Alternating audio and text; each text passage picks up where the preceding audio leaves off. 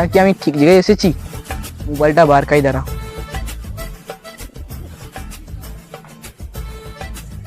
Map দেখি, কোথায় যে এলাম, নেটওয়ার্ক নেই। দাদা এদিকে শোনো শোনো, কয়টা দরকার আছে, শোনো শোনো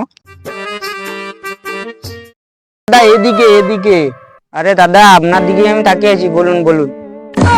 আরে সমস্যাটা কোথায়, সিগন্যালে না টাওয়ারে? আরে দাদা, আপনার প্রবলেমটা বলুন না। বলছি দাদা দেখুন না, আমি পাশের গ্রাম থেকে এই গ্রামে এসেছি কাজের সূত্রে। ও, এইটা আপনার সমস্যা? আগে না, তাহলে বলছে তাই এই রাস্তাটা কি বজবজা কালী মন্দির যাবে?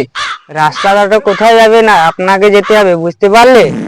বলছে দা আমি বজবজা যাবো। দাদা আমি কোন রাস্তায় যাবো? আপনি বুঝে যাবেন? হুম। এই বেকা, রাস্তাটা বলে দিত। না না দাদা, সোজা, আপনি সোজা রাস্তাটাই বলুন।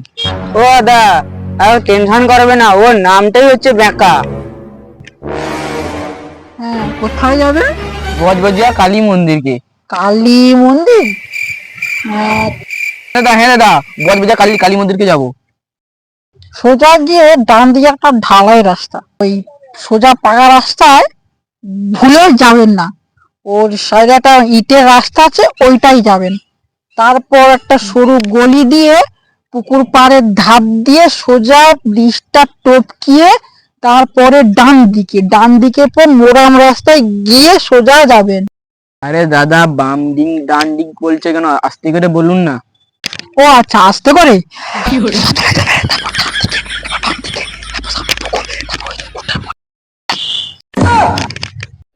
আরে দাদা তোমাকে চাষ শেষ হয়ে গেছে, জোরে আসতে বলুন না একটু। ও, জোরে আসতে?